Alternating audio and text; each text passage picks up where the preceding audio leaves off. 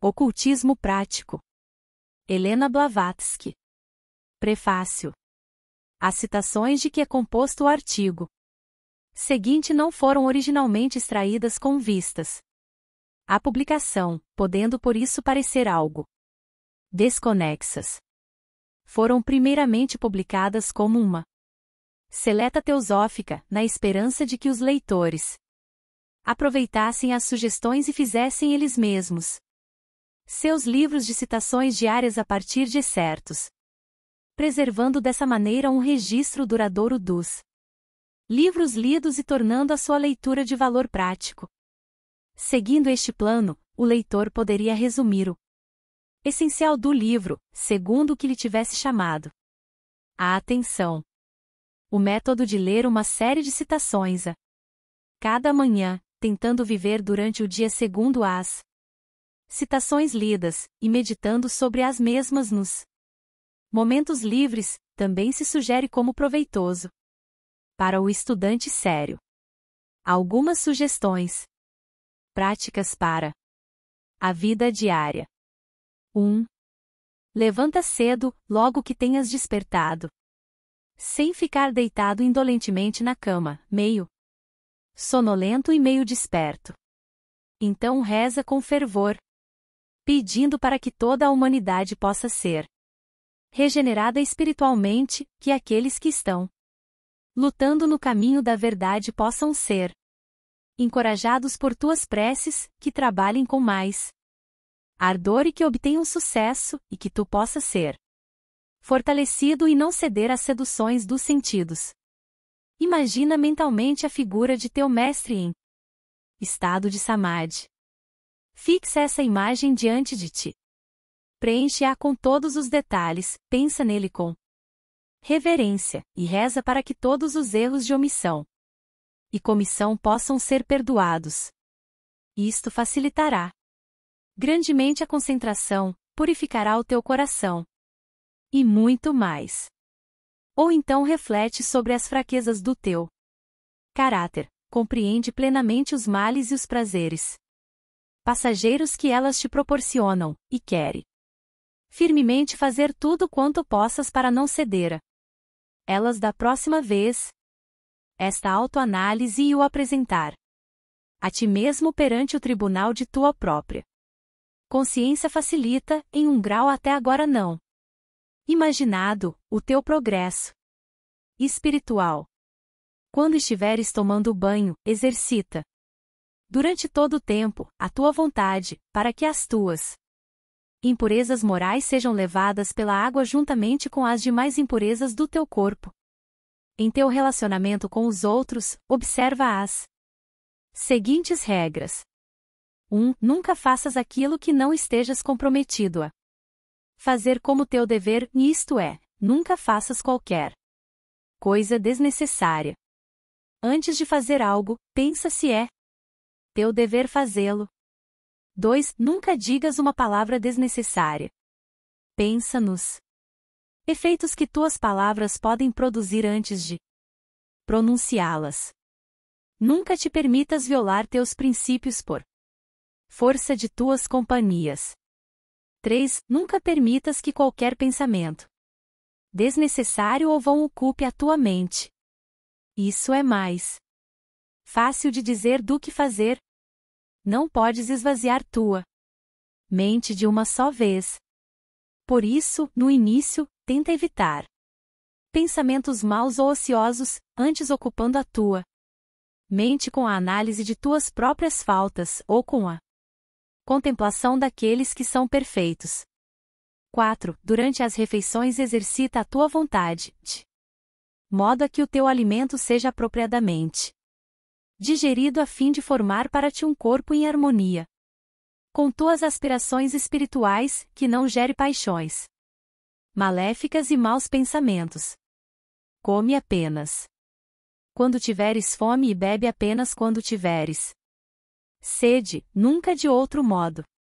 Se um prato especial atrai o teu paladar, não te permita ser seduzido a comê-lo para satisfazer aquele desejo ardente.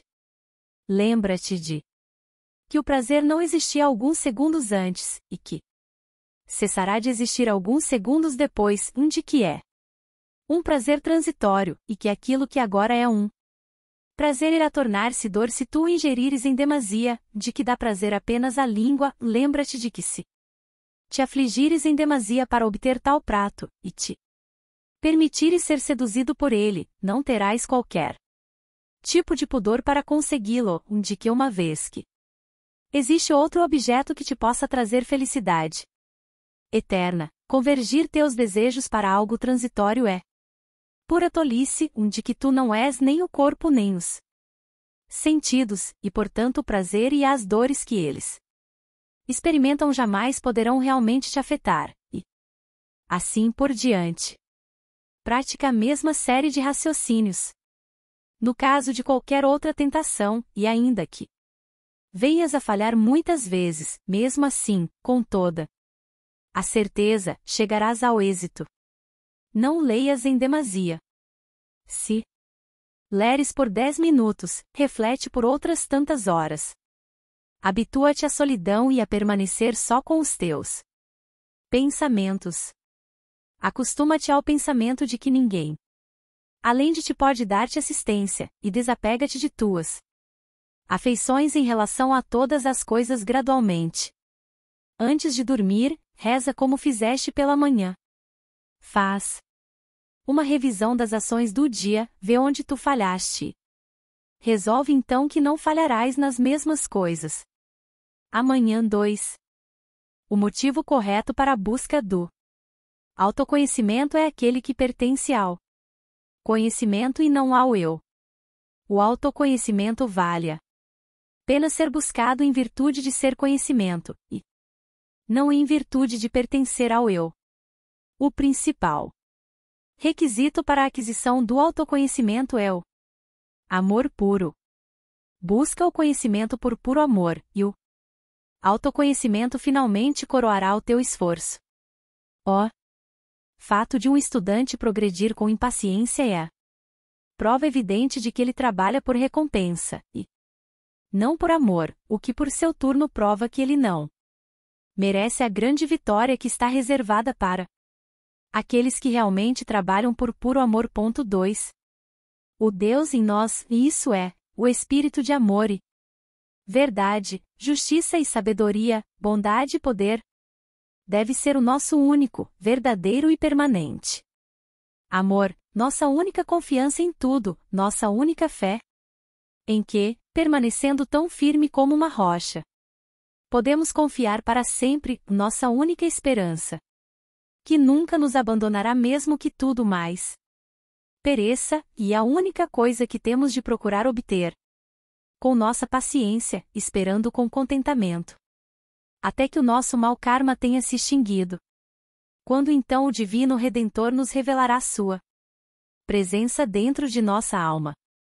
A porta através da qual ele entra é chamada contentamento, pois aquele que está descontente consigo mesmo está descontente com a lei que o fez tal como ele é, e como Deus é ele mesmo a lei, Deus não se manifestará àqueles que estão descontentes com ele. 3. Se admitirmos que estamos na corrente da evolução, então cada circunstância deve ser considerada totalmente justa para nós.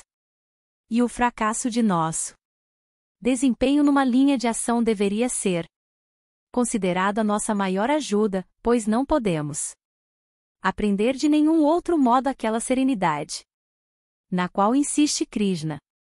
Se todos os nossos planos fossem bem-sucedidos, então nenhum contraste se apresentaria a nós.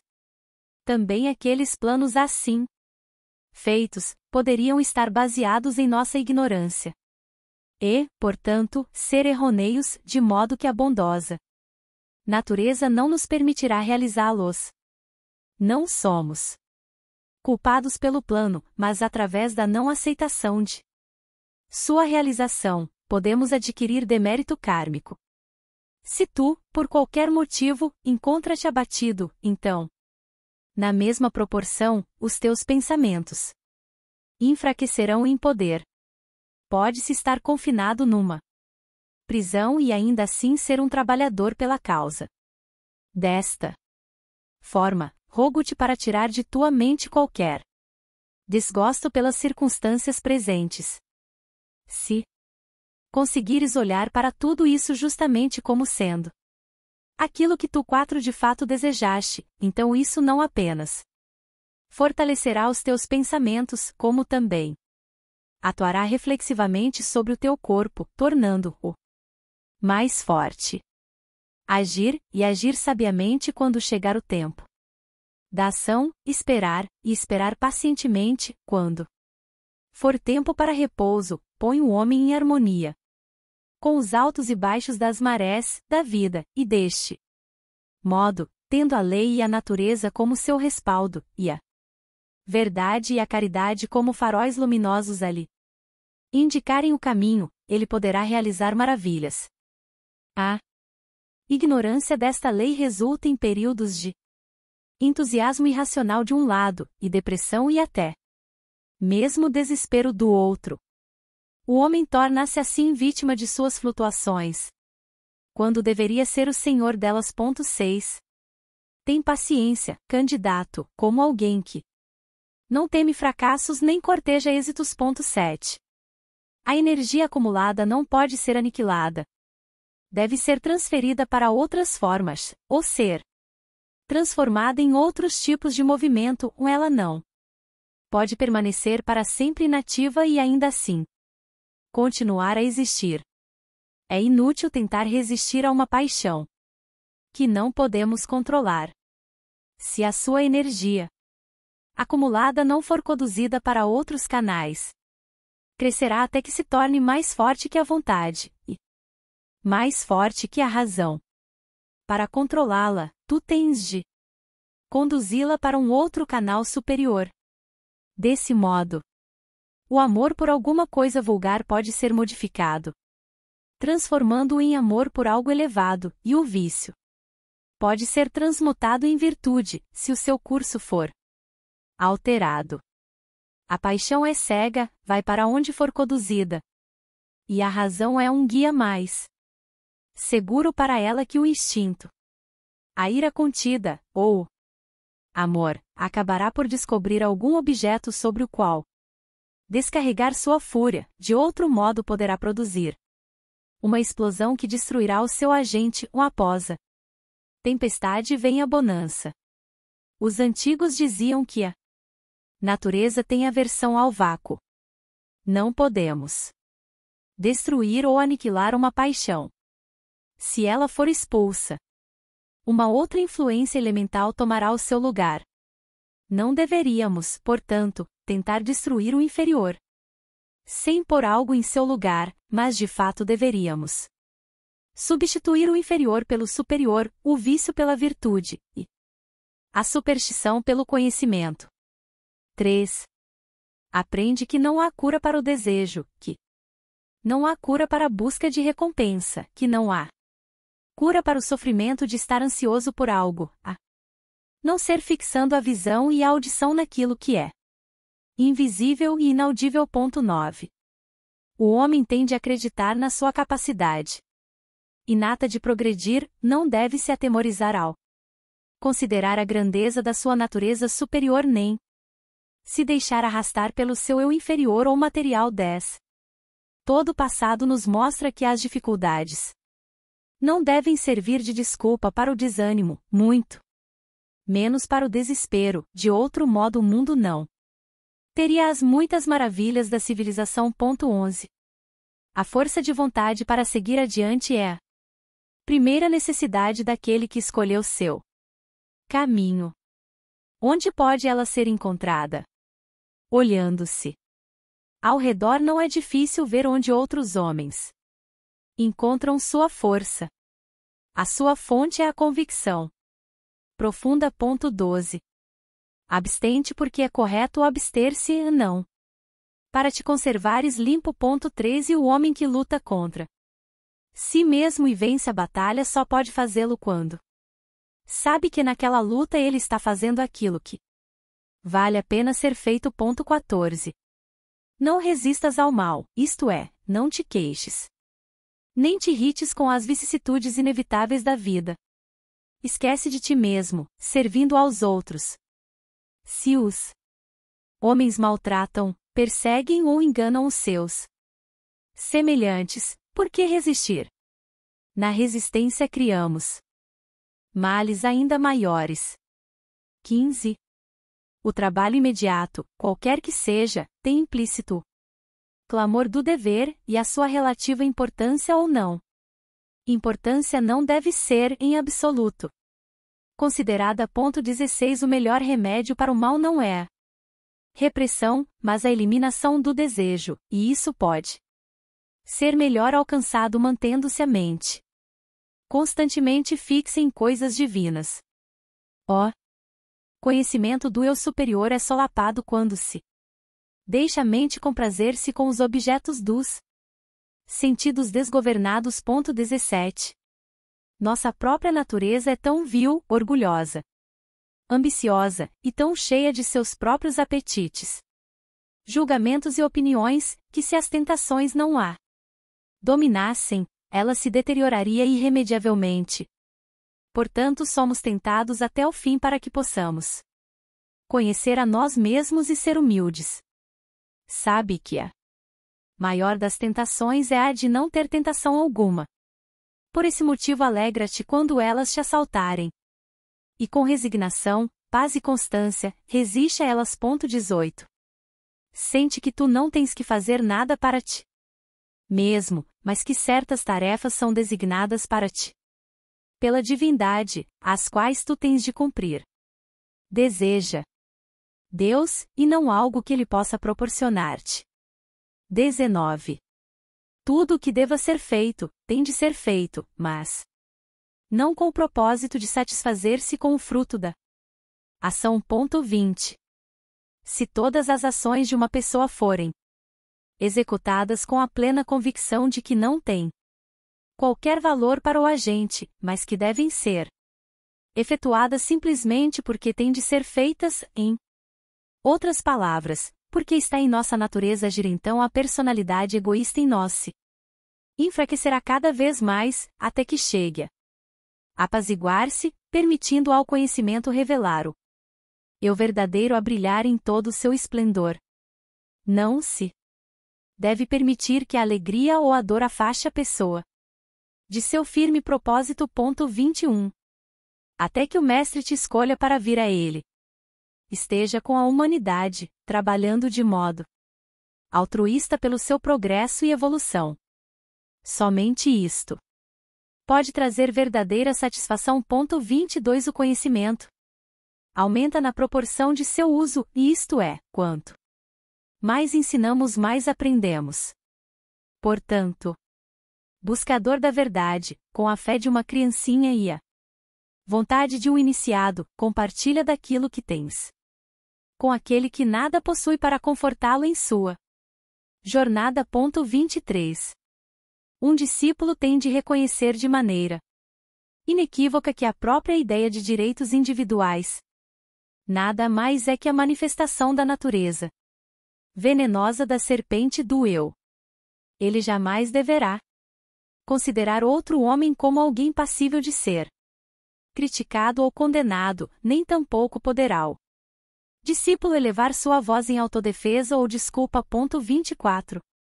Nenhum homem é teu inimigo, nenhum homem é teu amigo. Todos são igualmente teus instrutores. 25 Não mais se deve trabalhar para ganhar qualquer benefício, temporal ou espiritual, mas tão somente para cumprir a lei da existência, que é a justa vontade de Deus. 4. Não vivas nem no presente nem no futuro, mas sim no eterno. A gigantesca erva daninha, do mal, lá não pode florescer, a própria atmosfera do pensamento eterno apaga esta mancha da existência. 27 A pureza do coração é uma condição necessária para o atingimento do conhecimento do Espírito. Há dois meios principais pelos quais essa purificação pode ser atingida. Em primeiro lugar, afasta persistentemente todo o mau pensamento, e em segundo, mantém a mente tranquila. Sob quaisquer condições, nunca te agitando ou te irritando. Por qualquer coisa. Descobrir-se-á, assim, que estes dois meios de purificação são melhor estimulados pela devoção e pela caridade. Não devemos nos manter ociosos, sem tentar fazer alguma coisa para progredir, só porque não nos sentimos puros. Que todos tenham aspirações e que trabalhem com o devido empenho, no entanto, devem trabalhar no reto caminho, cujo primeiro passo é purificar o coração. A mente precisa de purificação sempre que sentir ira ou que uma mentira seja contada, ou as faltas de terceiros sejam desnecessariamente reveladas, sempre que algo seja dito ou feito com o propósito de bajulação, ou que alguém seja enganado pela insinceridade de uma palavra ou ação.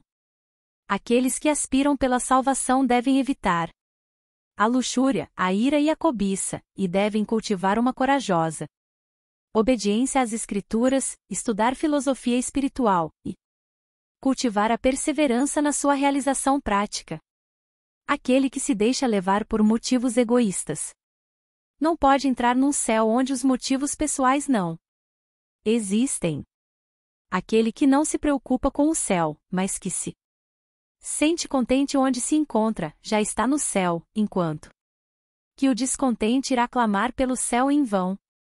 Não ter desejos pessoais é estar livre e feliz, e a palavra céu não pode significar outra coisa a não ser um estado no qual a liberdade e a felicidade existam.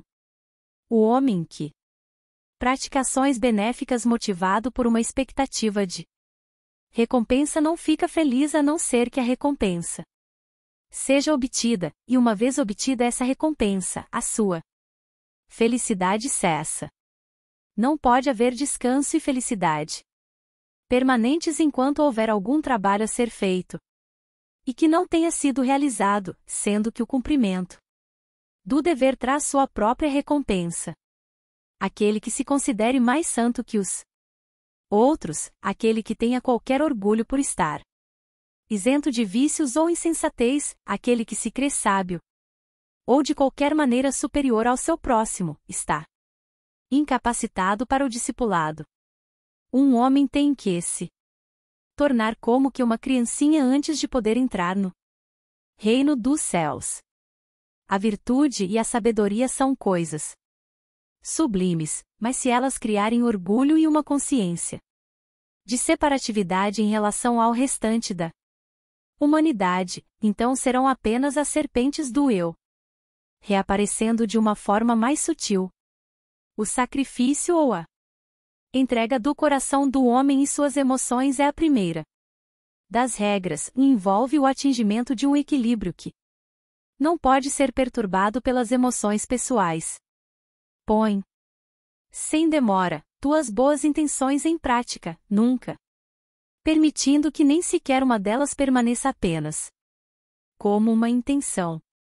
Nosso único rumo verdadeiro é deixar que o motivo para a ação esteja na ação em si mesma, jamais na sua recompensa, não ser incitado à ação pela expectativa do resultado, e nem tampouco ceder à propensão à inércia. Através da fé, isto é, conhecimento, e este surge pela prática do altruísmo e da bondade, o coração é purificado das paixões e da insensatez, e daí surge o domínio do corpo, e, por último, a subjugação dos sentidos. As características do sábio iluminado são, em primeiro lugar, que ele está liberto de todos os desejos. Isso pode ser mais facilmente alcançado, mantendo-se a mente constantemente voltada para as coisas divinas, e sabe que somente o verdadeiro ego ou supremo espírito é bem-aventurança e que tudo mais é dor. Em segundo, que ele está livre de apego ou repulsão com relação a qualquer coisa que lhe aconteça e que age sem intenção. Finalmente, vem a subjugação dos sentidos, que é inútil e frequentemente prejudicial, dando origem à hipocrisia e ao orgulho espiritual. quando destituída do segundo, e que por sua vez não tem muita utilidade quando destituída do primeiro. Aquele que não pratica o altruísmo, aquele que não está preparado para dividir sua última porção 36 com alguém mais pobre ou mais fraco do que ele, aquele que negligencia em ajudar seu próximo, qualquer que seja sua raça, nação ou credo, quando e onde quer que encontre sofrimento, e que faz ouvidos moucos ao clamor da miséria humana, aquele que ouve uma pessoa inocente ser caluniada, e que não toma sua defesa como defenderia a si mesmo, não é um teósofo. 5. Ninguém age corretamente ao abandonar o cumprimento dos inequívocos deveres da vida, baseados no mandamento divino.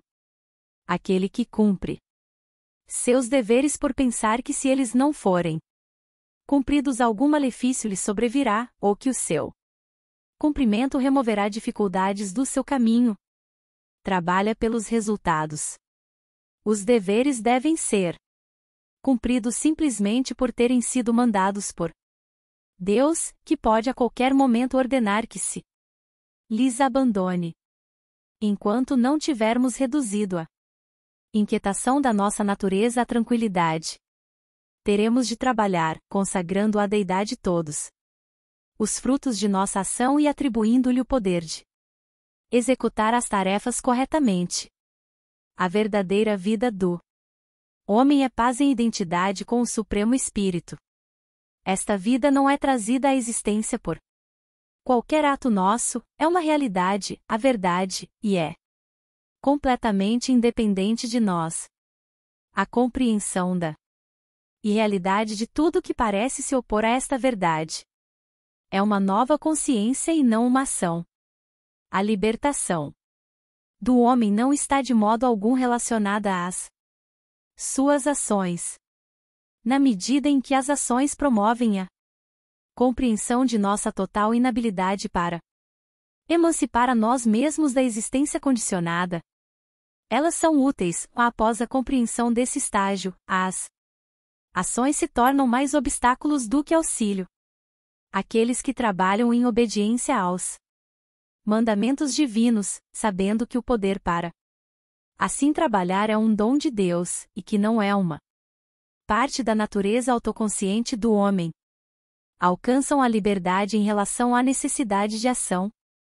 E então o coração puro é preenchido pela verdade, e é percebida a identidade com a deidade.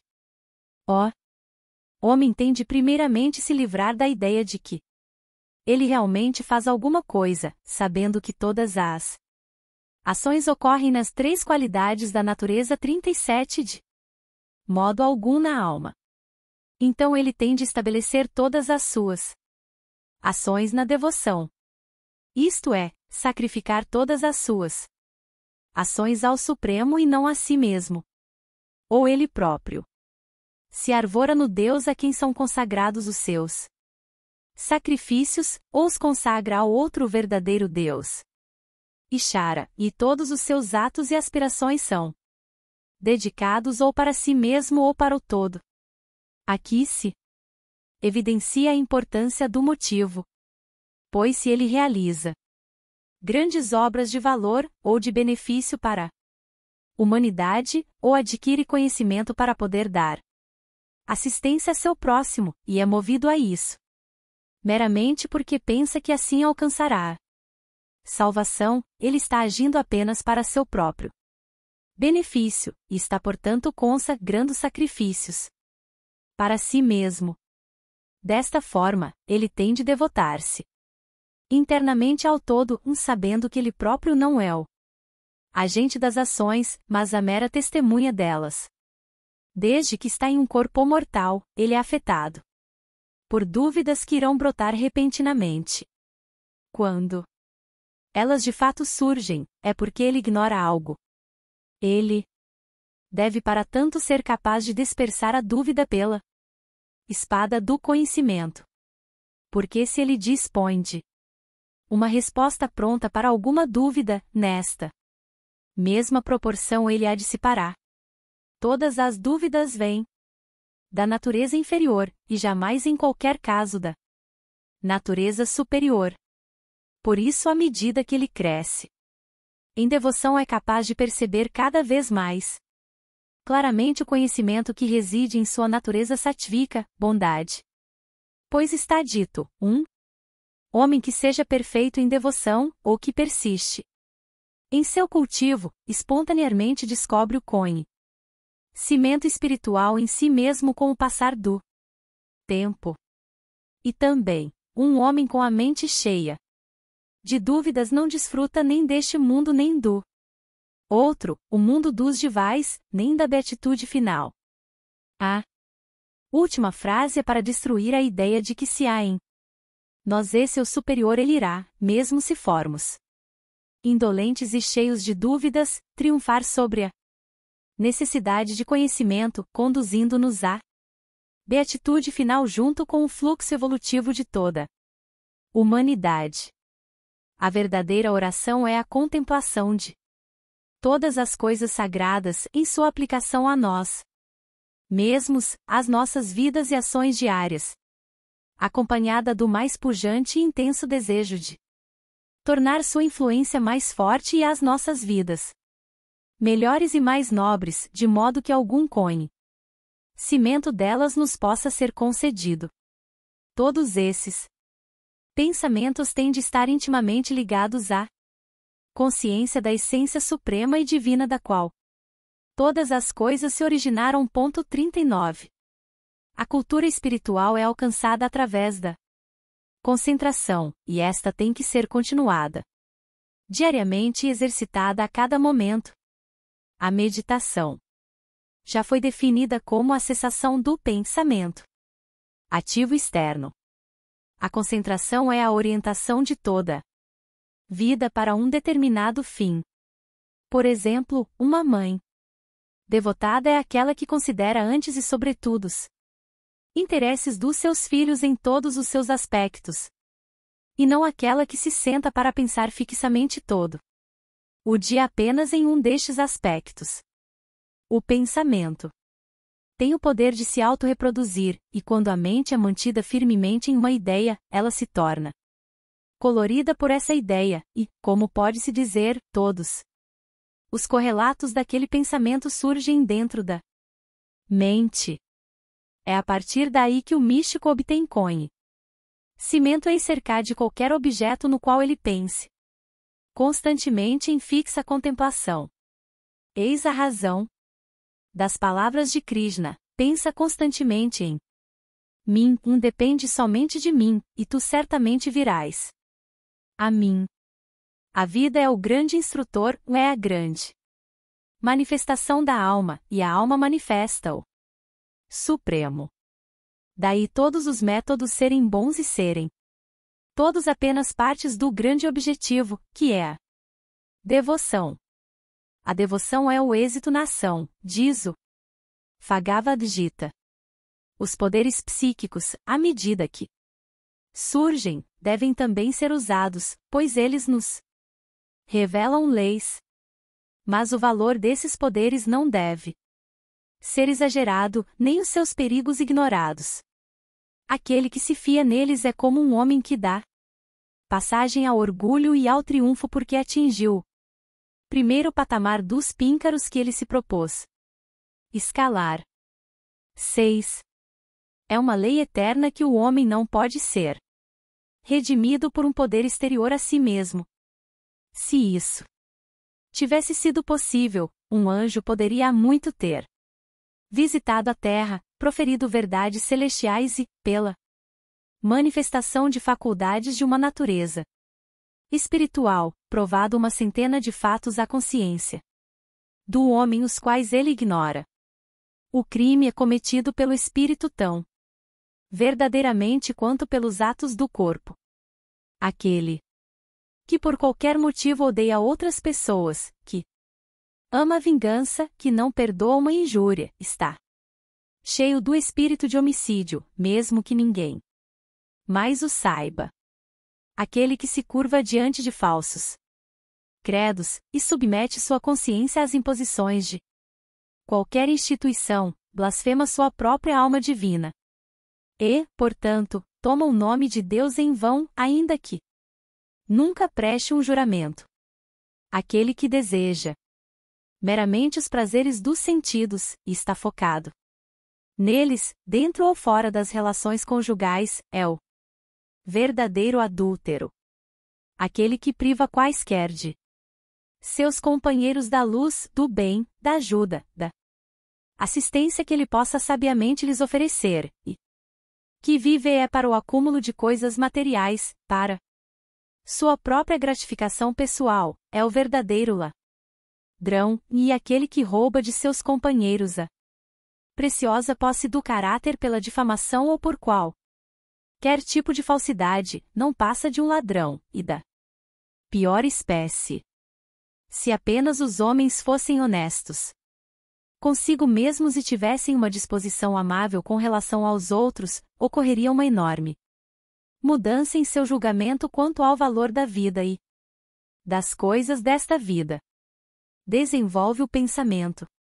Esforça-te, concentrando toda a força de tua alma para fechar a porta de tua mente a todos os pensamentos errantes, permitindo somente a entrada daqueles sumidamente capazes de revelar-te a irrealidade da vida dos sentidos e a paz do mundo interno.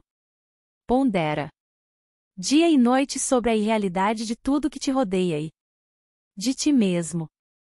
O surgimento de pensamentos maus é menos injurioso do que o de pensamentos ociosos e indiferentes, porque quanto aos pensamentos maus tu estás sempre em guarda e, tendo tu mesmo te determinado a lutar e vencê-los, esta determinação ajuda a desenvolver o poder da vontade.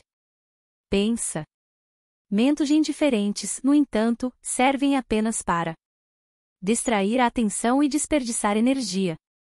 A primeira grande e fundamental ilusão que tu tens de vencer é a identificação de ti mesmo com o corpo físico. Começa por pensar neste corpo como nada mais do que a casa na qual tu tens de viver durante algum tempo, e depois disso tu jamais cederás às suas tentações. Tenta também com firme esforço conquistar as proeminentes fraquezas de tua natureza, pelo desenvolvimento de pensamentos naquela direção, que permitirá eliminar cada paixão em particular.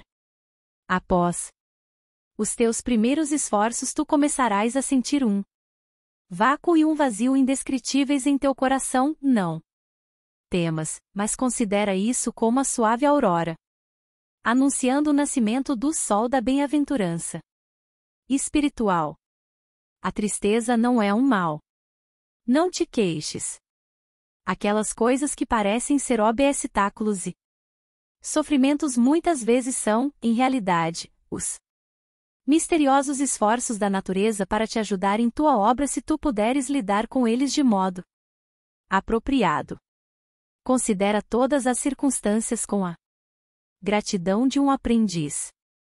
Toda queixa é uma rebelião contra a lei de progresso. Aquilo que deve ser evitado é o sofrimento que ainda não chegou. O passado não pode ser modificado ou corrigido com aquilo que pertence. As experiências do presente não pode e não deve ser afastado, mas o que deve ser evitado são as preocupações antecipadas ou temores pelo futuro e cada ato ou impulso que possa causar sofrimento presente ou futuro a nós mesmos ou aos outros. Tua obra se tu puderes lidar com eles de modo apropriado. Considera todas as circunstâncias com a gratidão de um aprendiz. Toda queixa é uma rebelião contra a lei de progresso. Aquilo que deve ser evitado é o sofrimento que ainda não chegou. O passado não pode ser modificado ou corrigido com aquilo que pertence. As experiências do presente não pode e não deve ser afastado, mas o que deve ser evitado são as preocupações antecipadas ou temores pelo futuro e cada ato ou impulso que possa causar sofrimento presente ou futuro a nós mesmos ou aos outros. Plano mais elevado da vida. As condições para tal elevação encontram-se mais no interior do que no exterior, e felizmente são independentes das circunstâncias e condições da vida. A oportunidade, assim, é oferecida a todos para avançarem em direção a planos cada vez mais elevados de existência. Desse modo, trabalhando com a natureza na realização do evidente propósito da vida.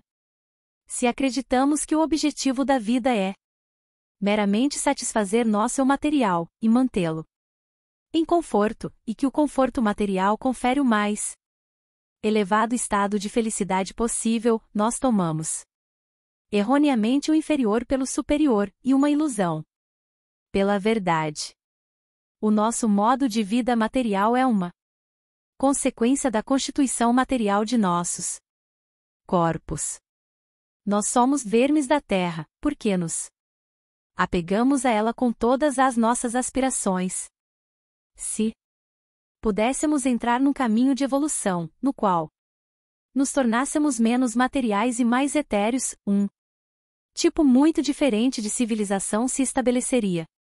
Coisas que agora parecem ser indispensáveis e necessárias deixariam de ser úteis, se pudéssemos transferir nossa consciência com a velocidade do pensamento de uma parte do globo a outra. Os atuais meios de comunicação não mais seriam necessários. Quanto mais nos afundamos na matéria, tanto mais serão necessários meios materiais para nosso conforto. O essencial e poderoso Deus no homem não é material, e é independente das restrições que pesam sobre a matéria. Quais são as reais necessidades da vida? A resposta a esta pergunta depende inteiramente do que imaginamos ser necessário. Estradas de ferro, navios a vapor, etc., são agora uma necessidade para nós, e ainda assim, em outras épocas, milhões de pessoas viveram felizes e longamente, nada sabendo a respeito destas coisas. Para um certo homem, uma dúzia de castelos pode parecer uma necessidade indispensável, para outro um carro, para outro ainda um cachimbo, etc. Mas todas essas necessidades são somente consideradas como tais na medida em que o próprio homem as criou. Elas tornam o estado no qual o homem agora se encontra agradável para ele, e o tentam a permanecer naquele estado, e não desejar nada mais elevado. Elas podem até mesmo obstruir o seu desenvolvimento em vez de o fazer avançar. Todas as coisas materiais têm de cessar de tornar-se uma necessidade se nós verdadeiramente quisermos avançar espiritualmente. É o ardente desejo e o desperdício de pensamento visando o aumento dos prazeres da vida inferior que impedem o homem de entrar na vida superior. Nota introdutória. H.P. Blavatsky, de 1831 a 1891, precursora do ocultismo moderno e uma das fundadoras da Sociedade Teosófica, St., foi também considerada fundadora da Nova Era 50, publicou o artigo Ocultismo Prático, que ali ela define como ciência oculta, na revista Lúcifer, literalmente, o portador da luz, de abril de 1888, cuja repercussão foi tal que necessitou de outro artigo, Ocultismo versus Artes Ocultas, publicado no mês seguinte, na citada revista, para oferecer maiores explanações sobre o tema. Compreendendo que, na época, ainda não havia uma nomenclatura precisa e para evitar confusões nesta edição, preferimos preservar a definição do primeiro artigo de ocultismo como ciência oculta, no singular, e, por antítese, traduzir as diversas ciências ocultas, no plural, como artes ocultas, como a própria autora parece ter preferido. No segundo artigo, porém sempre referindo neste caso o original nas notas de rodapé. Na sequência dos fatos, a autora publica em outubro de 1888, também na mesma revista, uma nota oficial referindo-se à necessidade de formação de um corpo de estudantes esotéricos, para ser organizado segundo as linhas originais delineadas pelos reais fundadores da ST, fundando assim a seção esotérica da ST, no mesmo mês em que publicou a Doutrina Secreta, sua obra magna. No memorando preliminar da citada seção, ela afirma que seu propósito geral é preparar e adequar o estudante para o estudo do ocultismo prático ou rasa yoga. Todavia, as regras desta seção esotérica são meramente preparatórias e muitíssimo mais suaves que as deste livro de ocultismo prático, porque, como a própria autora compara, o ocultismo prático é um estudo demasiado sério e perigoso para ser realizado sem a mais extrema dedicação, e sem que se esteja pronto a sacrificar tudo, e a si mesmo em primeiro lugar, para atingir seu objetivo. Mas isto não se aplica aos membros de nossa seção interna. Refiro-me apenas àqueles que estão determinados a trilhar aquela senda de discipulado que leva à meta mais elevada. A maioria, se não todos, dos que entram para a nossa seção interna são apenas principiantes, preparando-se, nesta vida, para entrar naquela senda realmente, em vidas futuras. O Sr. C.W. Ledbetter, treinado também pela autora, define o ocultismo como sendo o estudo do lado oculto da natureza, ou melhor, o estudo da natureza em sua totalidade, e não apenas daquela parte mínima que é objeto de investigação da ciência moderna. Sobre os conhecimentos que devem permanecer ocultos ou esotéricos, particularmente os que são perigosos, C.W. Ledbetter comenta, uma grande quantidade de conhecimento enquadra-se nesta categoria, pois existem forças na natureza que só podem ser manejadas com segurança por homens que passaram por um longo curso de cuidadoso preparo. Ninguém largaria dinamite nas mãos de uma criança, contudo, isso seria um assunto trivial comparado à responsabilidade de colocar o conhecimento das grandes forças ocultas em mãos destreinadas ou indignas. Exemplos deste perigo não faltam, embora felizmente sejam superficiais e insignificantes. As pessoas que aprenderam um pequeno fragmento de conhecimento interno com relação ao fogo serpentino, chamado de Kundalini, pelos yogis hindus, Yin de São Brás, ou mesmo alguns exercícios respiratórios elementares, frequentemente conseguem arruinar sua saúde ou sanidade mental, e as que foram infelizes o suficiente ao entrarem em contato com o mundo abaixo do plano físico raramente viveram o bastante para lamentar a indiscrição que os conduziu aos domínios onde o homem não deve ingressar, e indubitavelmente, para a maioria da humanidade, este é um dos casos em que a ignorância é felicidade, pois o homem que se mantiver fora disso está razoavelmente protegido de seus perigos. Em Aos Pés do Mestre, um livro de bolso que recomendamos, encontra-se também, não desejes os poderes psíquicos, eles virão quando mestre entender ser melhor para te possuí-los. Forçar-los muito cedo traz em seu treinamento frequentemente muitas perturbações, e seu possuidor muitas vezes é desorientado por enganosos espíritos da natureza, ou torna-se vaidoso e julga-se isento de cometer erros, e em qualquer caso, o tempo e a energia despendidos em adquiri-los poderiam ser utilizados em trabalho para os outros. Eles virão no decurso do teu desenvolvimento, eles têm de vir, e se o mestre entender que seria útil para te possuí-los mais cedo, ele te ensinará como desenvolvê-los com segurança. Até então, estarás melhor sem eles.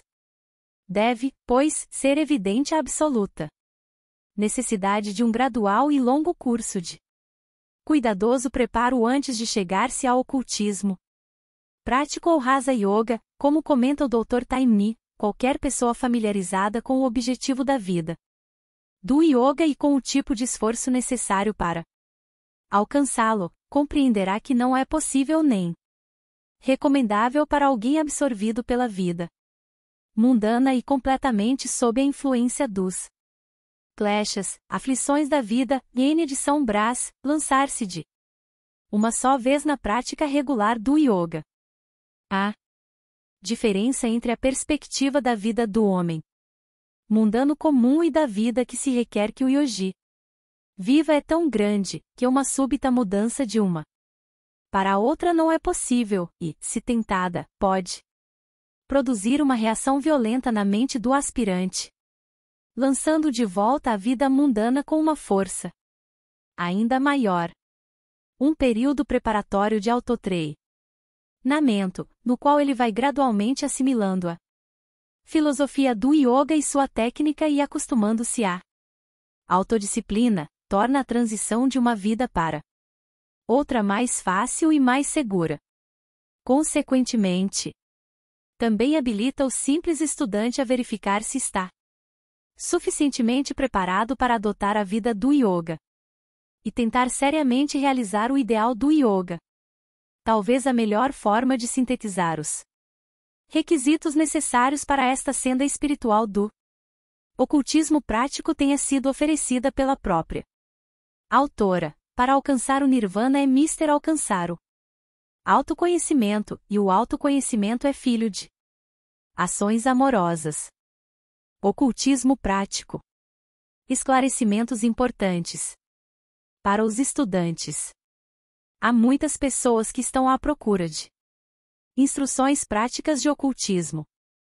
Faz-se necessário, portanto, esclarecer de uma vez por todas a diferença essencial entre ocultismo teórico e prático, ou o que é geralmente conhecido como teosofia de um lado e ciência oculta do outro, e b. a natureza das dificuldades envolvidas no estudo desta última. É fácil tornar-se um teósofo. Qualquer pessoa com mediana capacidade intelectual e com certa inclinação para a metafísica, que leve uma vida pura e altruísta, que encontre mais alegria em ajudar o seu próximo do que em receber ajuda para si mesmo. Que esteja sempre pronta a sacrificar os seus prazeres pessoais em benefício dos outros, em que ame a verdade, a bondade e a sabedoria simplesmente pelo que são em si mesmas, e não pelo benefício que delas possa oferir, é um teósofo. Algo completamente diferente, porém, é trilhar o caminho que conduz ao conhecimento do que é bom fazer, assim como ao reto discernimento entre o bem e o mal, um caminho que também conduz um homem até aquele poder através do qual ele pode fazer o bem que deseja, muitas vezes sem precisar, aparentemente, levantar um dedo sequer. Além do mais, há um fato importante do qual o estudante deve inteirar-se, que vem a ser a enorme e quase limitada responsabilidade assumida pelo instrutor, por causa do discípulo, dos gurus do Oriente, que ensinam aberta ou secretamente, até os poucos cabalistas nas terras do Ocidente, que arcam com a responsabilidade de ensinar os rudimentos da ciência sagrada aos seus discípulos, esses hierofantes ocidentais, geralmente eles mesmos ignorantes do perigo em que incorrem, em cada um e todos aqueles instrutores estão sujeitos à mesma e inviolável lei do momento em que começam a realmente ensinar, a partir do momento que conferem qualquer poder, seja psíquico, mental ou físico, aos seus discípulos. Assumem para si próprios todos os pecados daquele discípulo, de acordo com as ciências ocultas, sejam de omissão ou comissão, até o momento em que a iniciação torne o discípulo um mestre por sua vez, responsável por si. Há uma misteriosa e mística lei religiosa, grandemente reverenciada e seguida pela Igreja grega, algo esquecida pela Católica Romana, e absolutamente extinta na Igreja Protestante. Essa lei data dos primórdios do cristianismo e tem sua base naquela lei oculta, inviolável, mencionada anteriormente, da qual era um símbolo e uma expressão. É o dogma da absoluta sacralidade da relação entre os padrinhos que tomam para si a responsabilidade sobre uma criança. Estes assumem tacitamente para si todos os pecados da criança recém-batizada, um verdadeiro mistério. Ela é ungida da mesma forma que na iniciação, até o dia em que a criança torna-se responsável por si mesma. Conhecendo o bem e o mal desse modo fica claro por que os instrutores são tão reticentes, e por que se requer dos chelas servir durante um período probatório de 7 anos de modo a provarem sua aptidão e desenvolverem as qualidades necessárias para a segurança tanto do mestre quanto do discípulo. Ocultismo não é magia.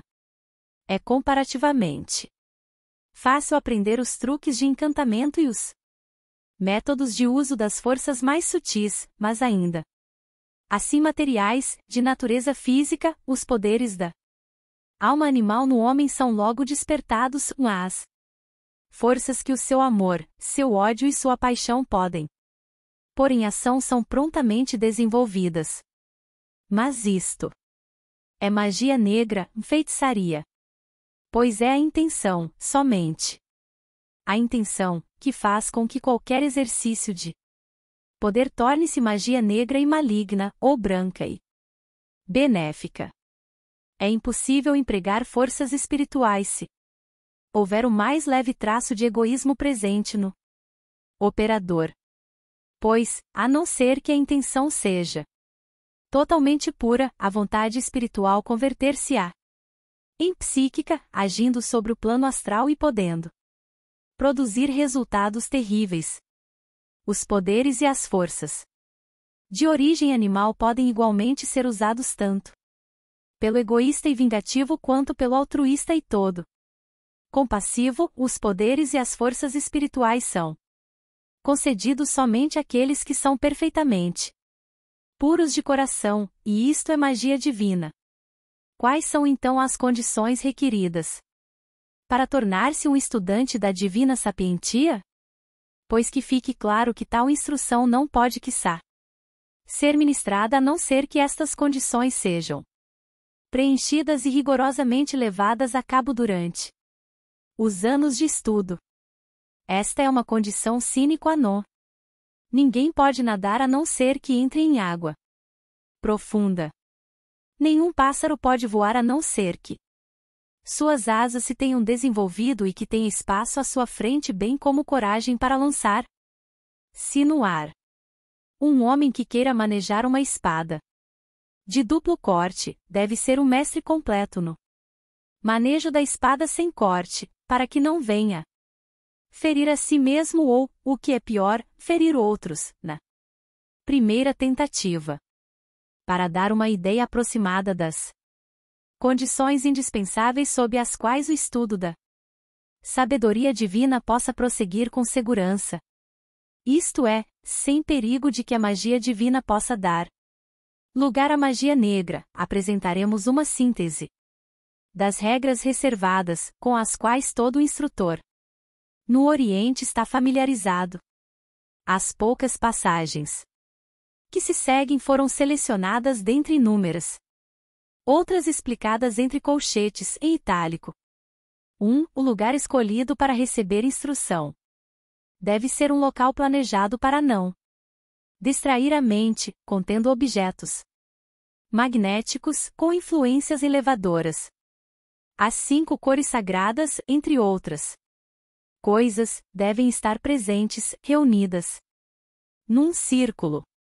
O local deve estar livre de quaisquer influências malignas pairando no ar. O local deve ser reservado e não deve ser usado para qualquer outro propósito. As 5 cores sagradas são as matizes prismáticas dispostas em uma certa ordem, uma vez que estas cores são muito magnéticas. Por influências malignas se quer dizer quaisquer distúrbios causados por malquerenças, discussões, maus sentimentos, etc., já que se diz que estas coisas se imprimem imediatamente na luz astral, e desce, na atmosfera do lugar, e que ficam pairando no ar. Esta primeira condição parece ser facilmente preenchida, ainda assim, numa consideração posterior, é uma das mais difíceis de se conseguir.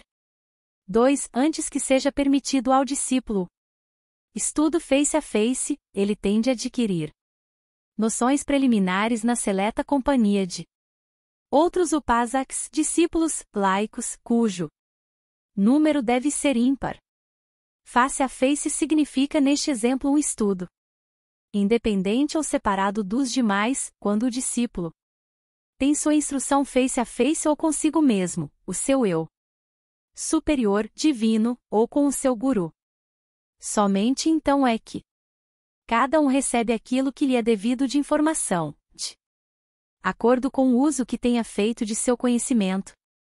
Isto pode acontecer somente ao se aproximar o final do ciclo de instruções.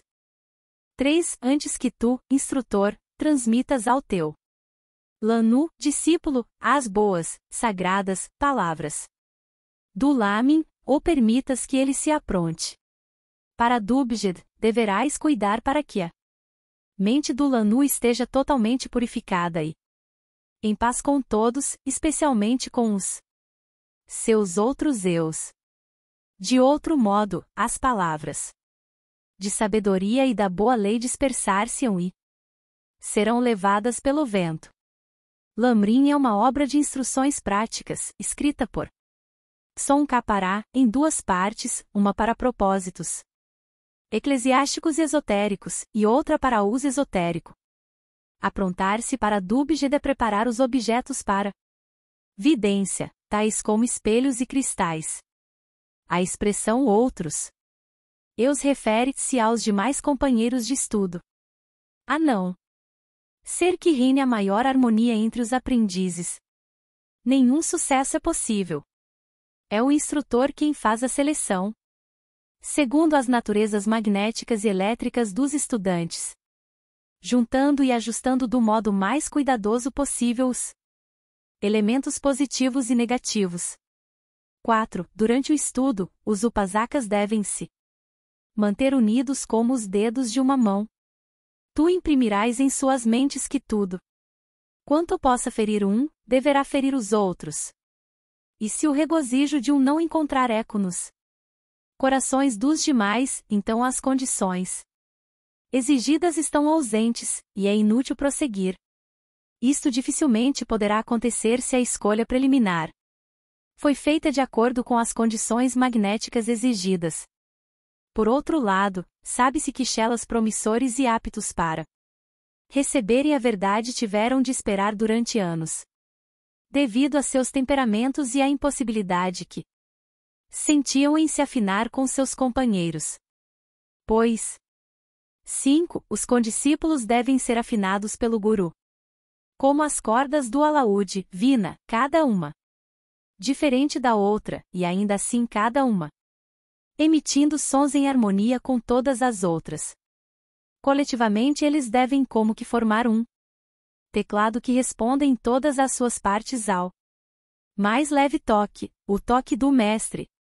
Assim as suas mentes abrir-se-ão para as harmonias da sabedoria, para vibrarem como conhecimento, através de cada um e de todos, resultando em efeitos agradáveis aos deuses regentes, tutelares, ou anjos padroeiros, e úteis para o Lanu. Dessa maneira, a sabedoria deverá ser impressa para sempre em seus corações e a harmonia da lei jamais será quebrada. 6. Aqueles que desejam adquirir o conhecimento que leva ao Siddhis, poderes ocultos, têm que renunciar a todas as vaidades da vida e do mundo. Segue aqui a enumeração dos Siddhis. 7. Nenhum aluno, discípulo, pode sentir diferença entre si mesmo e seus companheiros de estudo. Tais como eu sou o mais sábio, eu sou mais santo e agrado mais ao instrutor, ou à minha comunidade, do que meu irmão, etc., e permanecer um. Upasaka. Seus pensamentos devem estar predominantemente fixos em seu coração, afastando dele todo pensamento hostil a qualquer ser vivente.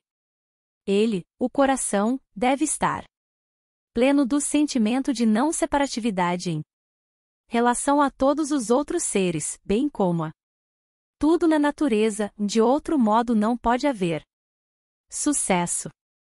8. Um lanu, discípulo, deve recear somente influências externas das criaturas vivas, emanações magnéticas destas criaturas.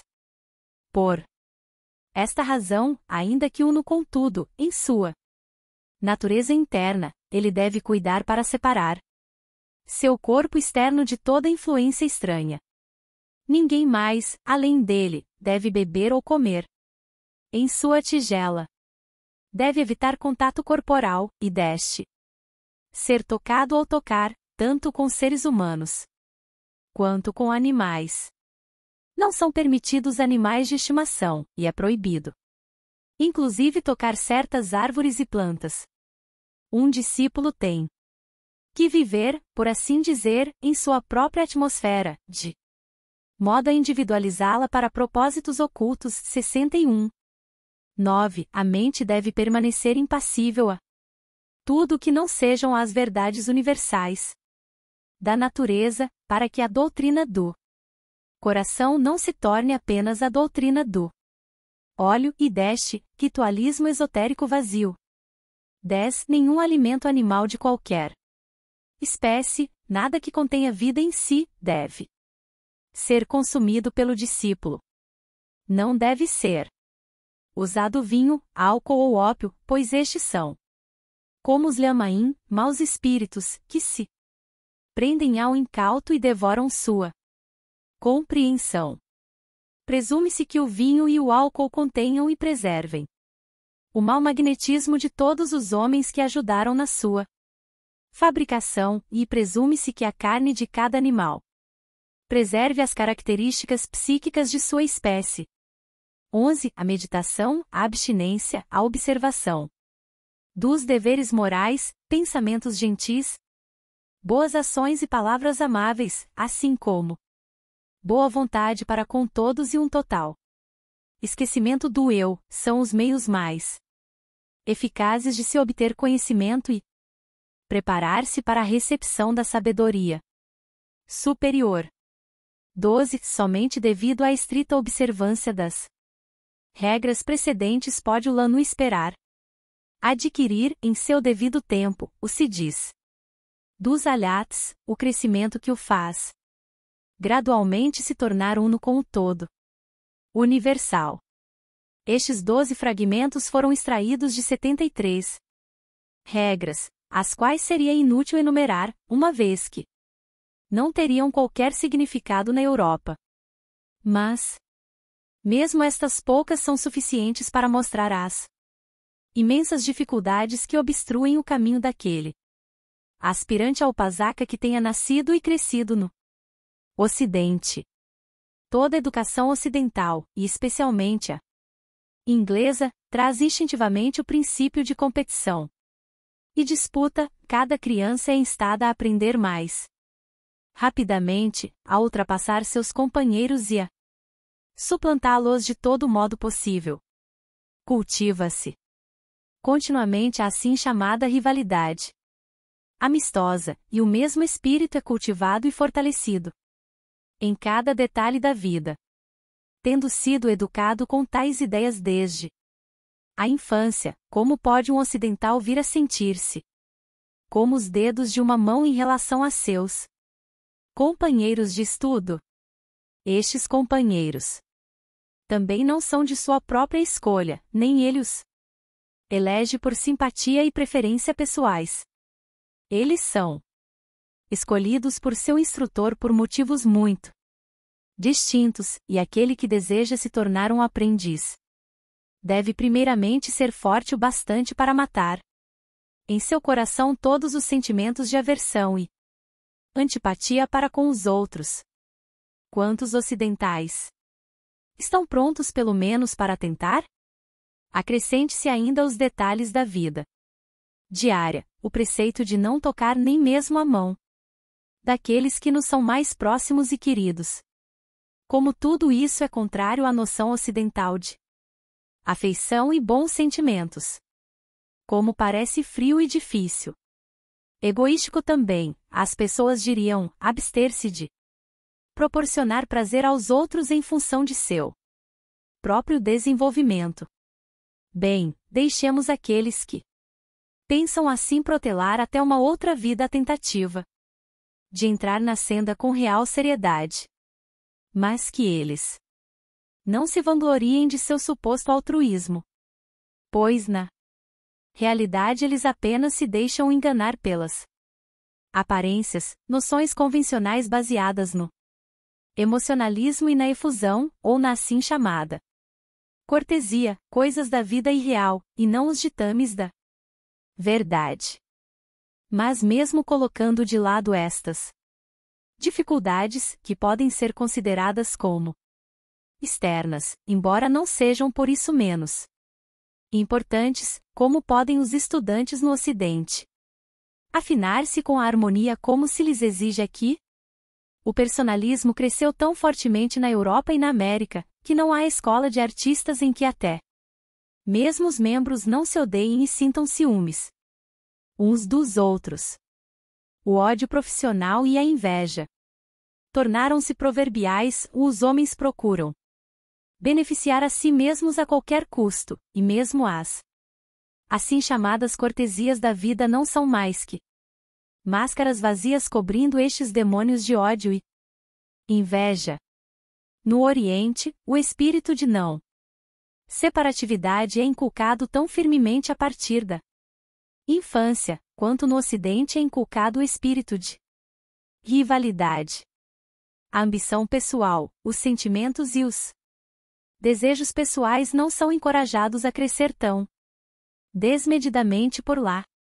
Quando a criança é como uma terra naturalmente boa, e é cultivada de modo apropriado, cresce e torna-se um homem no qual o hábito de subordinação do eu inferior ao eu superior é forte e poderoso. No Ocidente, predomina a crença de que os princípios orientadores da ação dos homens são as suas preferências e antipatias em relação aos outros homens ou coisas, ainda que eles não tornem tais princípios a norma de suas vidas e nem tentem impô-los aos outros. Para aqueles que reclamam de terem aprendido pouco na sociedade teosófica, deixemos que as palavras seguintes, publicadas num artigo da revista PES de fevereiro passado, calem fundo em seus corações. A chave de cada estágio é o próprio aspirante. Não é o temor a Deus que é o começo da sabedoria, mas sim o conhecimento do eu, que é a sabedoria em si mesma. Quão magnífica e verdadeira se apresenta. Assim, para o estudante de ocultismo que começou a compreender algumas das verdades precedentes, a resposta dada pelo oráculo de Delfos a todos os que vinham em busca da sabedoria oculta, palavras repetidas e enfatizadas tantas vezes pelo sábio Sócrates: homem, conhece-te a ti mesmo. Ocultismo versus artes ocultas. Tantas vezes ouvi dizer, mas jamais até então acreditara que houvesse pessoas que, por meio de poderosos encantamentos mágicos, dobrassem aos seus vis propósitos as leis da natureza. Milton. Na seção correspondência deste mês, várias cartas dão testemunho da forte impressão causada em algumas mentes pelo nosso artigo do mês passado, Ocultismo Prático.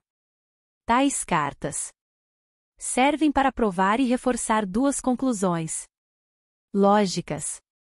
Há mais pessoas bem-educadas e de bom entendimento que acreditam na existência do ocultismo e da magia, os dois diferindo enormemente do que suponho.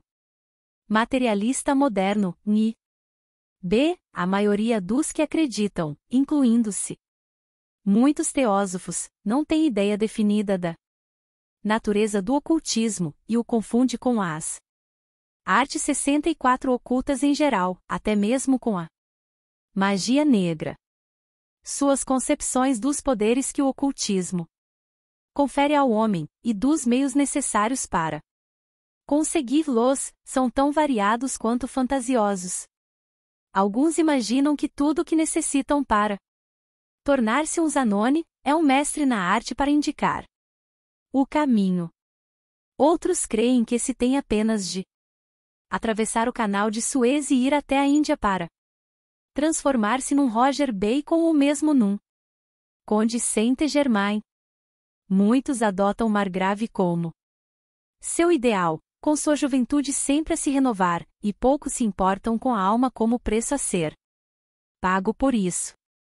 Muitos confundem feitiçaria pura e simples com ocultismo, através do sumidouro da terra, a partir das trevas do rio Estige 65, subir, fantasmas descarnados, para regiões de luz e desejam, com a força deste feito, ser tratados como adeptos de plena grandeza.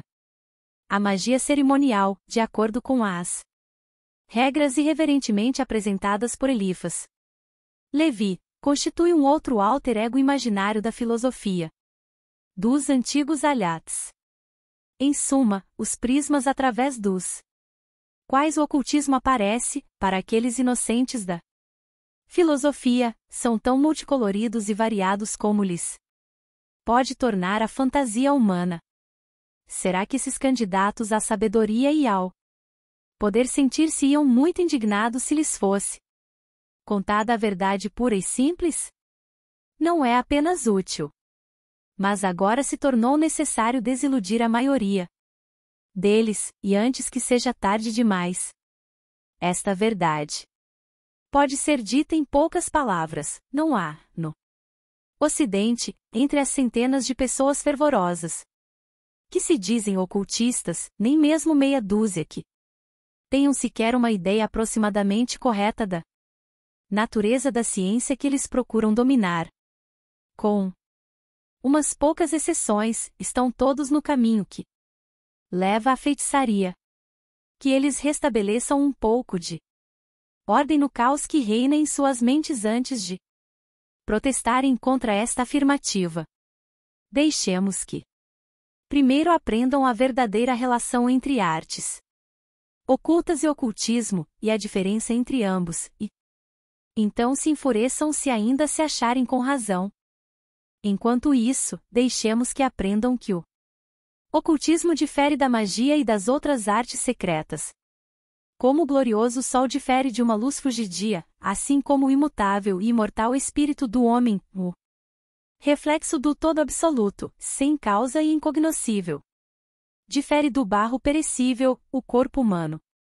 Em nosso ocidente altamente civilizado, onde as línguas modernas têm evoluído e novas palavras têm sido cunhadas sob o influxo de novas ideias e pensamentos, como tem acontecido com todas as línguas, quanto mais estes pensamentos se tornam materializados na fria atmosfera do egoísmo ocidental e sua busca incessante pelos bens deste mundo, tanto menos se sente qualquer necessidade para a produção de novos termos que expressem aquilo que se considera implicitamente como absoluta e desacreditada superstição.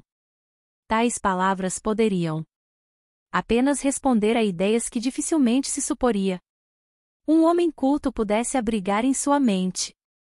Magia é um sinônimo para prestidigitação, feitiçaria, um sinônimo para ignorância crassa, e ocultismo, os tristes restos mortais de perturbados filósofos medievais do fogo, dos Jacob Boehmes e os Saint Martins, expressões que se acredita mais que amplamente suficientes para cobrir todo o campo da falcatrua. São termos de desprezo, e geralmente usados apenas com relação à escória e aos resíduos das idades das trevas e dos períodos de éons de paganismo que os precederam. Por isso, não possuímos termos na língua portuguesa 68 para definir e matizar a diferença entre tais poderes paranormais e as ciências que levam à posse deles, com a refinada precisão que é possível nas línguas orientais, preeminentemente no sânscrito. O que palavras como milagre e encantamento, palavras afinal idênticas em significado, já que ambas expressam a ideia de produzir coisas maravilhosas transgredindo as leis da natureza, como explicado pelas autoridades reconhecidas, significam aqueles que as ouvem ou as pronunciam. Um cristão acreditará piamente em milagres, não obstante transgridam as leis da natureza, porque se diz terem sido produzidos por Deus através de Moisés. Por outro lado, rejeitará os encantamentos produzidos pelos mágicos do faraó ou irá atribuí-los ao demônio. É este último que nossos pios inimigos associam ao ocultismo, enquanto seus ímpios desafetos, os infiéis, riem-se de Moisés, dos mágicos e dos ocultistas, e enrubesceriam-se. Tivessem que dedicar um pensamento sério a tais superstições. Isto porque não existe qualquer termo para mostrar a diferença, não há palavras para expressar as luzes e sombras e desenhar a linha demarcatória entre o sublime e verdadeiro, em relação ao absurdo e ridículo.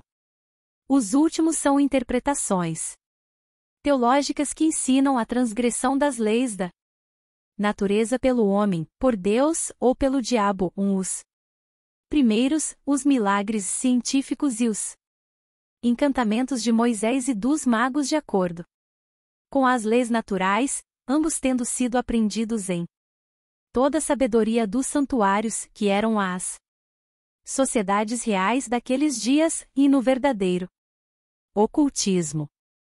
Esta última palavra certamente se presta a equívocos, traduzida como foi da palavra composta Gupta Vidya, conhecimento secreto. Mas conhecimento de quê? Alguns dos termos sânscritos nos podem ajudar. Há 4 nomes, dentre muitos outros, para designar os vários tipos de conhecimento ou ciência esotéricos, mesmo nos Puranas esotéricos. Há 1. Yajna Vidya, conhecimento dos poderes ocultos despertados na natureza pela realização de certas cerimônias e ritos religiosos. 2. Mahavidya, o grande conhecimento, a magia dos cabalistas e da adoração tântrica, geralmente feitiçaria da pior espécie. 3. Guhya Vidya, conhecimento dos poderes místicos residentes no som, éter, consequentemente nos mantras, preces cantadas ou encantamentos, que dependem do ritmo e da melodia usados, e em outras palavras, uma performance mágica baseada no conhecimento das forças da natureza e suas correlações, e 4. Atma Vidya, um termo que é traduzido simplesmente como conhecimento da alma, sabedoria verdadeira pelos orientalistas, mas que significa muitíssimo mais. Atma Vidya é, assim, o único tipo de ocultismo que qualquer teósofo que admirasse luz no caminho 70, e que fosse sábio e altruísta, deveria esforçar-se por alcançar. Tudo mais é apenas algum ramo das artes ocultas, e deste, artes baseadas no conhecimento da essência última de todas as coisas. Nos reinos da natureza, tais como minerais, vegetais e animais, portanto das coisas pertencentes à esfera da natureza material, por mais que aquela essência possa ser invisível, e tenha escapado até agora à compreensão da ciência, a alquimia, a astrologia, a Fisiologia oculta, a quiromancia existem na natureza. E as ciências exatas, assim chamadas talvez porque elas sejam julgadas o inverso disso, nesta era de filosofias paradoxais, já descobriram não poucas das artes acima. Mas a clarividência, simbolizada na Índia como o olho de Shiva, ou chamada visão infinita. No Japão, não há hipnotismo, o filho ilegítimo do mesmerismo, e não pode ser adquirida por tais artes. Todas as outras podem ser dominadas e se pode obter resultados, sejam bons, maus ou indiferentes. Então, o que dizer a respeito destes desventurados, nos perguntarão, que desse modo são dilacerados pelo meio por forças conflitantes? Pois já foi comentado por demais para que se precise repetir, e o fato em si é óbvio a qualquer observador, que uma vez que o desejo pelo ocultismo tenha realmente despertado no coração de um homem, não lhe resta qualquer esperança de paz, nenhum lugar para descanso ou conforto em todo o mundo. Ele é impelido para os locais selvagens e desolados da vida por um incessante tormento e uma inquietude que não consegue apaziguar. O seu coração está demasiado cheio de paixão e desejo egoísta para lhe permitir passar pelo portal de ouro, e ele não consegue encontrar descanso ou paz na vida comum. Terá ele então de cair inevitavelmente na feitiçaria e na magia negra, e através de muitas encarnações acumular para si um karma terrível. Não há outro caminho para ele? Certamente que há, respondemos. Que ele não aspire a mais do que aquilo que se sinta capaz de realizar. Que ele não escolha carregar um fardo pesado demais para si, sem nem mesmo exigir dele que se torne um Mahatma, um Buda ou um grande santo. Deixe-se que estude a filosofia e a ciência da alma, e ele poderá tornar-se um dos modestos benfeitores da humanidade, sem qualquer dos poderes super-humanos. Os siddhis, ou os poderes do Alá, são reservados unicamente para aqueles que são capazes de consagrar sua vida, sujeitar-se aos terríveis sacrifícios exigidos por um tal treinamento, e sujeitar-se a eles ao pé da letra. Que eles saibam de uma vez por todas e lembrem sempre que o verdadeiro ocultismo ou teosofia é a grande renúncia ao eu, incondicional e absolutamente, tanto em pensamento como em ação. É altruísmo, e também lança aquele que o pratica totalmente para fora do cômputo das fileiras dos vivos. Não para si, mas para o mundo, ele vive, tão logo tenha comprometido a si mesmo com a obra. Muito é perdoado durante os primeiros anos de provação. Mas, tão logo seja ele aceito, sua personalidade tende desaparecer, e ele tende se tornar uma mera força benéfica da natureza. Depois disso só há dois polos opostos perante ele, duas sendas e nenhum lugar intermediário para descanso.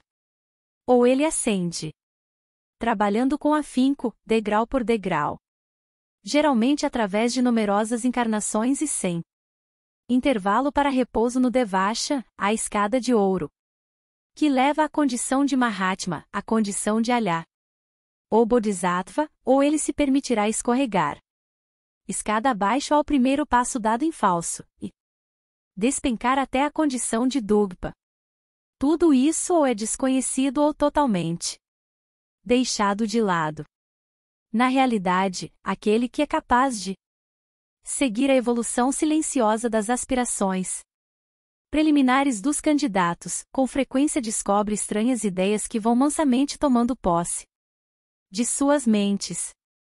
Há aqueles cujas faculdades de raciocínio foram tão distorcidas por influências estranhas, que imaginam que as paixões animais podem ser de tal modo sublimadas e elevadas que Sua fúria, força e fogo podem, por assim dizer, ser dirigidas para dentro, em que elas podem ser armazenadas e reprimidas em seu peito, até que sua energia seja, não expandida, mas direcionada para propósitos mais elevados e mais sagrados, isto é, até que sua força coletiva e não expandida permita ao seu possuidor entrar no verdadeiro santuário da alma e lá permanecer na presença do Mestre, o Eu superior. Em nome deste propósito, eles não lutarão com suas paixões nem as matarão. Eles simplesmente, por um forte esforço de vontade, acalmarão as violentas chamas e as manterão encerradas dentro de suas próprias naturezas, permitindo ao fogo arder sob uma fina camada de cinzas. Eles se submetem jovialmente à tortura do menino espartano que preferiu permitir à raposa devorar suas entranhas a desfazer-se dela. Ó, pobres visionários cegos! Seria o mesmo que esperar que um bando de limpadores de chaminés bêbados, exaltados e sujos por causa de seu trabalho, pudessem ser encerrados num santuário coberto com o linho mais puro e branco, e que, em vez de com sua presença, sujar e transformar o lugar num monte de retalhos imundos, eles se tornassem mestres do recinto sagrado, e que finalmente de lá saíssem tão imaculados quanto o próprio recinto. Por que não imaginar que uma dúzia de cangambais aprisionados na atmosfera pura de um Dom Pará, mosteiro, possam sair dali impregnados com todos os perfumes e incensos lá usados? Estranha aberração da mente humana. Poderia isto ser possível? Investiguemos. O Mestre, no santuário de nossas almas, é o Eu superior, o Espírito Divino cuja consciência está baseada na mente e apenas dela deriva, tal ocorre, de qualquer modo, durante a vida mortal do homem na qual ela se encontra cativa, e a qual convencionamos chamar de alma humana, sendo a alma espiritual o veículo do espírito. Por sua vez, aquela, a alma pessoal ou humana, é, na sua forma mais elevada, um composto de aspirações espirituais, volições e amor divino, e em seu aspecto inferior, de desejos animais e de paixões terrestres que lhe são transmitidas por sua associação com o seu veículo, a sede de tudo isso. Ela desempenha o papel, portanto, de um elo e um meio entre a natureza animal do homem, a qual sua razão superior tenta subjugar, e a sua natureza espiritual divina em direção à qual ela gravita, sempre que obtiver vantagem em sua luta com o animal interior. Este último é a instintiva alma animal, e é o antro daquelas paixões que, como acabamos de mostrar, são acalentadas em vez de aniquiladas, e que alguns entusiastas imprudentes mantêm encerradas em seu peito. Será que eles ainda esperam desse modo transformar a corrente imunda do esgoto animal nas águas cristalinas da vida? É. Onde, em que terreno neutro, podem elas ser aprisionadas de modo a não afetarem o homem? As violentas paixões do amor e da luxúria ainda estão vivas, e ainda se lhes permite permanecer no lugar de seu nascimento, aquela mesma alma animal, pois tantas porções superior e inferior da alma humana ou mente rejeitam semelhantes companhias, ainda que não possam evitar ser maculadas por tais vizinhos. O eu superior ou espírito é tão incapaz de assimilar tais sentimentos como é a água de se misturar com o óleo ou impurezas líquidas gordurosas. Assim, é apenas a mente o único vínculo e meio entre o homem da terra e o eu superior, que é a única sofredora, e que está em constante perigo de ser tragada por aquelas paixões, que podem ser reavivadas a qualquer momento, e perecer no abismo da matéria. E como pode ela alguma vez se afinar com a divina harmonia do princípio superior, quando aquela harmonia é destruída pela mera presença de tais paixões animais, dentro do santuário em preparação? Como pode a harmonia prevalecer e vencer quando a alma está maculada e distraída pelo turbilhão das paixões e pelos desejos terrenos dos sentidos do corpo, ou mesmo pelo homem astral? Pois este astral, o duplo sombrio, tanto no animal como no homem, não é o companheiro do ego divino, mas do corpo terrestre.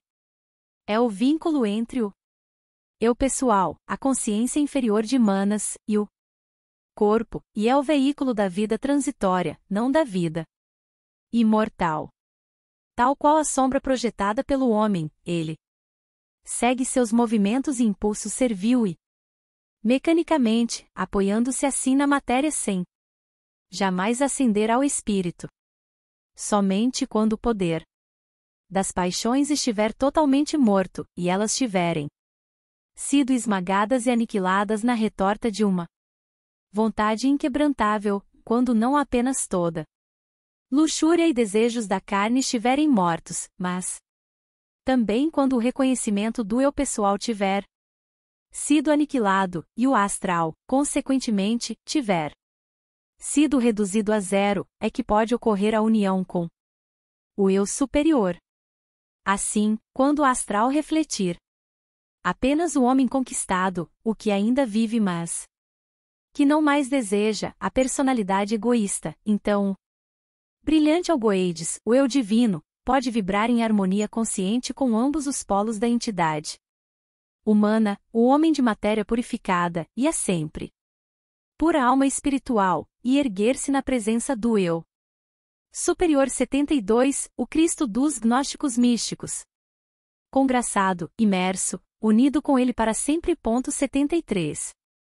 Como, então, poderia ser possível conceber que um homem entrasse pela porta estreita do ocultismo quando seus pensamentos, a cada dia e ora, estão presos a coisas mundanas, desejos de posse e poder, à luxúria, à ambição, e aos deveres que, embora honrosos, são ainda da terra, terrenais? Mesmo o amor pela esposa e a família, a mais pura e mais altruísta das afeições humanas, é uma barreira ao verdadeiro ocultismo.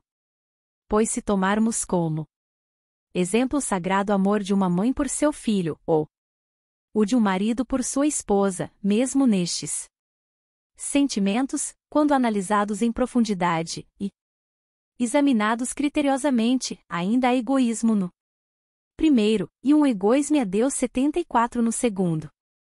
Exemplo: que mãe não sacrificaria, sem hesitar, sequer um instante, centenas e milhares de vidas pela vida do seu filho do coração? E que amante ou marido digno deste nome não destruiria a felicidade de qualquer outro homem ou mulher ao seu redor para satisfazer o desejo daquela a quem ele ama? Mas isso é natural, dirão. Certamente, do ponto de vista das afeições humanas, mas não à luz do princípio daquele amor divino universal. Pois, enquanto o coração estiver cheio de pensamentos voltados para um pequeno grupo de eus, que nos são próximos e caros, que valor terá o resto da humanidade em nossas almas? Que percentagem de amor e cuidado permanecerá para dispensar a grande órfã? E como ainda pequenina voz far-se-á ouvida numa alma totalmente ocupada por seus próprios inquilinos privilegiados? Que espaço resta ali, onde possam as necessidades da humanidade imprimir-se em bloco, ou mesmo receber uma rápida resposta? E ainda assim, aquele que poderia lucrar com a sabedoria da mente universal tem que alcançar lá através do todo da humanidade sem distinção de raça, cor, religião ou posição social.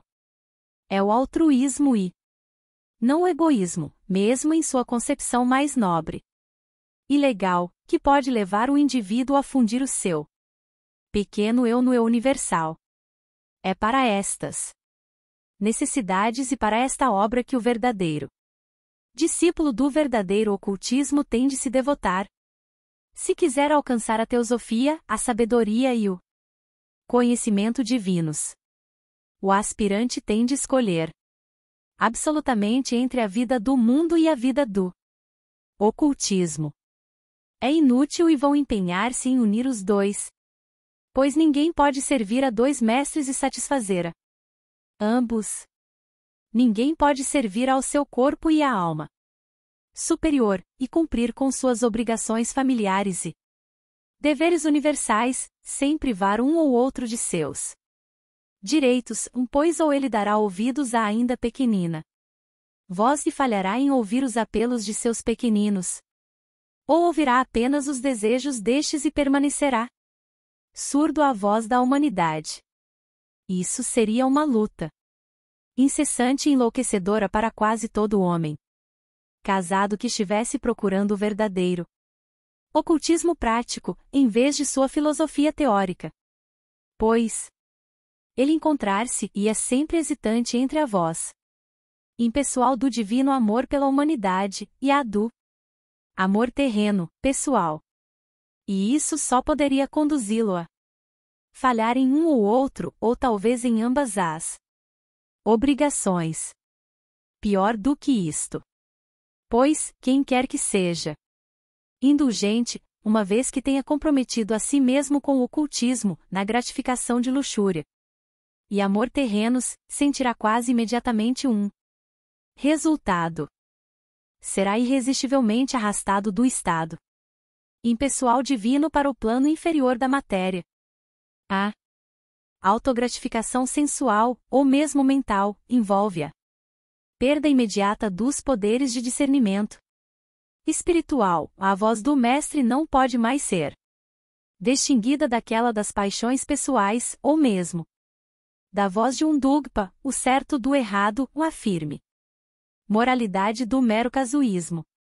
O fruto do mar morto assume a mais gloriosa aparência mística, apenas para se tornar cinzas nos lábios e fel no coração, resultando em profundeza mais que profunda, treva mais que escura. A insensatez pela sabedoria, a culpa pela inocência, a angústia pelo êxtase e pela esperança, o desespero. E uma vez estando enganados e tendo agido segundo seus erros, a maioria dos homens recusa-se a reconhecer os seus erros e assim descem, afundando-se cada vez mais baixo na lama. E muito. Embora seja a intenção que determina primariamente se a prática é de magia branca ou negra, ainda assim, os resultados, mesmo da feitiçaria involuntária e inconsciente, não deixarão de produzir mau karma. Muito já se falou para mostrar que feitiçaria é qualquer tipo de influência maléfica aplicada em outras pessoas, fazendo com que sofram ou façam outras pessoas sofrerem, por consequência. O karma é uma pedra pesada lançada sobre as plácidas águas da vida, e tem de produzir círculos cada vez mais amplos, que se expandem mais e mais, quase ad infinitum. Tais causas, uma vez produzidas, terão de gerar efeitos, e estes evidenciam-se nas justas leis de retribuição. Muito disso poderia ser evitado se as pessoas apenas se abstivessem de partir para práticas cuja natureza ou importância elas não compreendem. Não se espera que alguém carregue um fardo além de suas forças e capacidades. Existem magos de nascença, místicos e ocultistas de nascimento, por direito de herança direta de uma série de encarnações e éons de sofrimentos e fracassos. Estes são a prova de paixões, por assim dizer. Nenhum fogo de origem terrena pode inflamar quaisquer de seus sentidos ou desejos, nenhuma voz humana pode encontrar resposta em suas almas, exceto o grande clamor da humanidade. Apenas estes podem ter certeza do sucesso. Mas somente podem ser encontrados em lugares distantes e ermos, e eles passam pelas estreitas portas do ocultismo porque não carregam qualquer bagagem de sentimentos humanos transitórios consigo. Livraram-se do sentimento da personalidade inferior, paralisaram desse modo animal astral, e assim a porta de ouro, conquanto estreita, se abre ante eles. Tal não ocorre com aqueles que ainda precisam carregar por várias encarnações os fardos dos pecados cometidos em vidas prévias, e mesmo em suas vidas atuais. Para esses, a não ser que prossigam com grande cuidado, a porta de ouro da sabedoria pode ser transformada na porta larga, o espaçoso caminho que conduz à perdição, e por isso muitos são os que entram por ele. Esta é a porta das artes ocultas, praticadas por motivos egoístas e sem contar com a moderadora e benéfica influência de Atmavidya. Estamos no período de Kali Yuga, e sua influência fatal é 1000 vezes mais poderosa no Ocidente do que no Oriente, daí as presas fáceis dos poderes da Idade das Trevas neste conflito cíclico, e as muitas ilusões com as quais o mundo está agora labutando. Uma destas é a relativa facilidade com que os homens fantasiam poder alcançar o portal e atravessar o umbral do ocultismo sem qualquer grande sacrifício. É o sonho da maioria dos teósofos, sonho inspirado pelo desejo de poder e pelo egoísmo pessoal, e não são tais sentimentos que poderão conduzi-los à meta desejada. Pois, como bem enunciado por aquele que se crê ter sacrificado a si mesmo pela humanidade, estreita é a porta e apertado é o caminho que conduz à vida eterna, e portanto poucos são os que o encontram. Tão apertado na realidade, que é a simples menção de algumas das dificuldades preliminares, os apavorados candidatos ocidentais viram as costas e recuam tremendo. Que parem por aqui e não façam mais tentativas em sua grande fraqueza. Pois, se enquanto viram as costas à porta estreita eles são arrastados por seu desejo pelo oculto, um passo que seja na direção da porta espaçosa e mais convidativa daquele mistério dourado que brilha na luz da ilusão, pior para eles, só podem ser levados aos domínios inferiores do estado de Dugpa, e certamente logo encontrar-se-ão naquela via fatale do inferno, por sobre cujos portais Dante gravou essas palavras: permissive a nela cità dolente. Permissive a nel eterno dolore. Permissive a trala perduta gente, asterisco. Asterisco. Por mim se entra no reino das dores. Por mim se chega ao padecer eterno. Por mim se vai a condenada gente. Dante Alighieri. Mais informações sobre teosofia e o caminho espiritual podem ser obtidas escrevendo para a Sociedade Teosófica no Brasil no seguinte endereço: SGAS, quadra 603, Conge. E. S.M.N. Graus, CEP 70.200-630. Brasília, DF. O telefone é 6122600662. Também podem ser feitos contatos pelo telefax 6122263703 ou e-mail street@stb.org.br.